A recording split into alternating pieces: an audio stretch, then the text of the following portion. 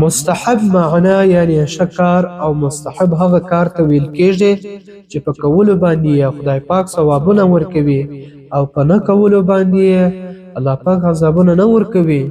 او هر انسان لره پکار دا ده چې د مستحب غم هم وخوري او زده یې کړي تر څو لمونځ یې په ښه اعلی طریقه ادا سي. د لمانځه مستحبات 25 دي، خو د یادونې وړ ده چې مستحبات یوازې دغه 25 نه دي بلکې نور هم سته په نورالانصاف کې راخیستي. اول مستحب د لمانځه کتل دی د لمونځ کوونکي په قیامه یعنی په ولاړه کې د سجدې کولو وځای ته، یعنی چې کله په لمانځه ولاړ وي که په سترګو معیوبه وي او قسم وي نظر به د سجدې وځای ته کوي. دوهم مستحب د لمانځه د لمونځ کوونکي کتل دی په رکوع کې وخپل پښو ته، یعنی چې کله رکوع کوي نو خپل د سترګو نظر به وخپل پښو ته کوي. البته په دور المختار کې وایي چې د پښو و مخونو ته به ګوري یعنی نوکانو ته به ګوري.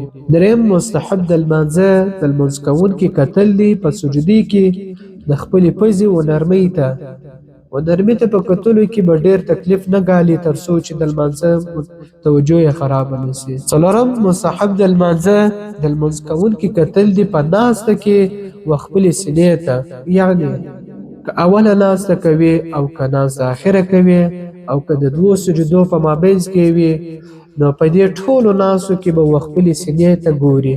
د سینې څخه دا معنا اخیستل کېږي چې د دوو لاسونو منځ و دې ځای ته به ګوري. فرد المختار او در المختار کې وایي چې هغه ذکر سوي ټول کتل لپاره د دې چې د لمانځه خشوع او عاجزي برابره سي، یعنی که څوک په قیامه ولاړه کې وي او سجدې و ځای ته نه ګوري نو د لمانځه خشوع او عاجزي کله سمیږي او نه سمیږي. پنځم مستحب د لمانځه پوره صورت ویل دي د الحمدلله څخه ما سوا په هر رکعت کې. شپږم مستحب د لمانځه د مقتدي تکبیر ویل دي سوکا قرار بې له اوږدوالي څخه، یعنی کله چې مقتدي تکبیر الله اکبر وایي نو مد به نه پکښې کوي، لکه الله اکبر وایي نو لمونځ یې فاسدېږي، د الف به نه ولاړوي.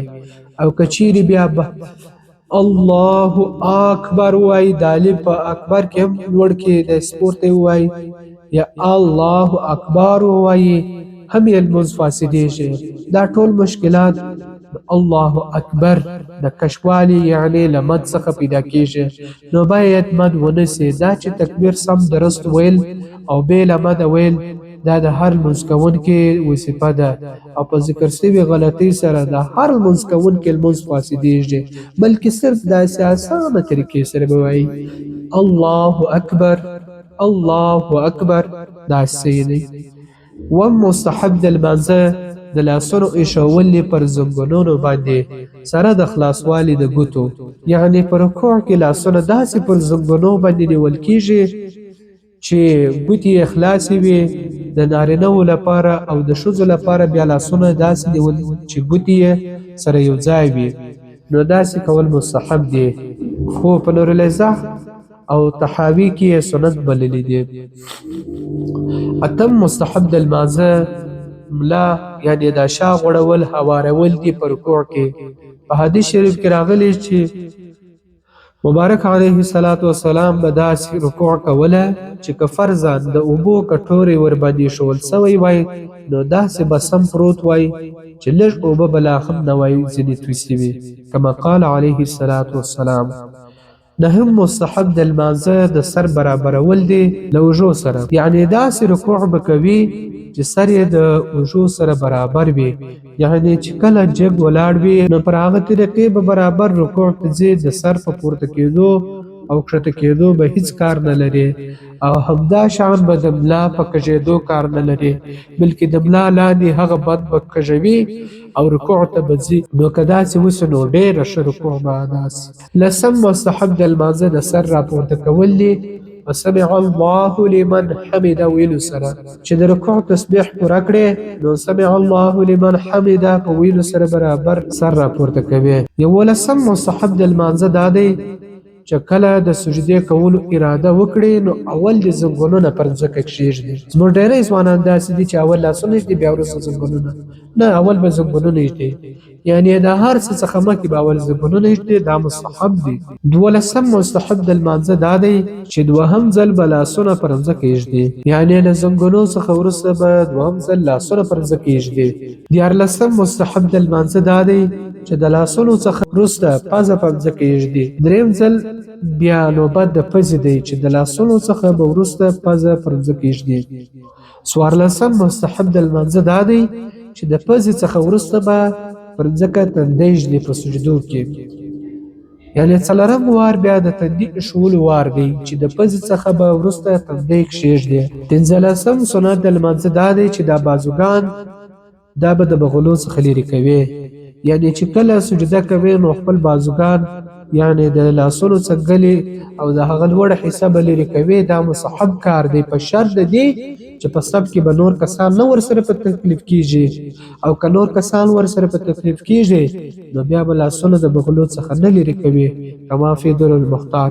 14 مستحب د لمانځه دا دی چې نس به پورته کوي د ورونو څخه، یعنی چې کله سجده کوي نو د نارینه لپاره دا ده چې نس به د ورونو څخه پورته کوي ترڅو سجده یې په ښه طریقه ادا سي، او ښځه به خپل نس د ورونو سره مښلوي، یعنی د ښځې طریقه بیا دا ده چې په سجده کې به خپل نس د ورونو سره مښلوي ترڅو سجده یې ښه ادا سي، او د ښځې لپاره دا طریقه د ښځې ډېره ښه د ستر پټونکې لار ده. 15 مستحب د لمانځه د پښو ګوتې د قبلې شریفې و طرف ته ګرځول دي. د نبي علیه الصلاة والسلام حدیث شریف دی چې کله یو مسلمان لمونځ کوي نو هر اندام یو الله پاک ته سجده کوي، نو تاسې خپل اندامونه و قبلې شریفې ته وګرځوئ ترڅو سجده یې مخ پر قبله ادا سي کما قال علیه الصلاة والسلام. نو د هر لمونځ کوونکي لپاره دا سنت دی چې د پښو ګوتې او همدارنګه د لاسونو ګوتې مخ پر قبله وګرځوي.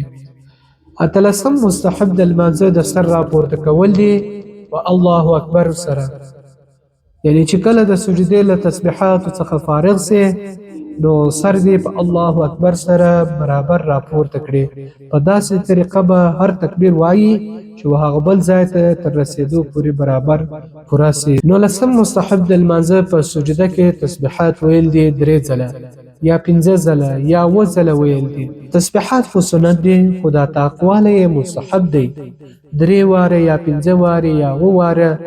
که د چا څخه 4 واره ویل سوي و نو هغه د 5 واره وکړي. د لمانځه شلم مستحب د لاسونو پورته کول دي د سر در پورته کېدو وروسته، چې کله د اول رکعت آخري سجده پوره سي اول دې تندی را پورته کړي، بیا پزه، بیا ځنګلونه او بیا د لاسونه را پورته کړي. دغه طریقه سنت ده. مکه دا خبره ذکر سوه چې د هر سنت پرېښول مکروه دی، نو د ذکر سوي طریقې خلاف کول بېل عذره دا بیا مکروه دی، او که عذر و نو بیا پروا نه لري. 20 مستحب د لمانځه زنګونونه پورته کول دي د لاسونو د پورته کېدو څخه وروسته.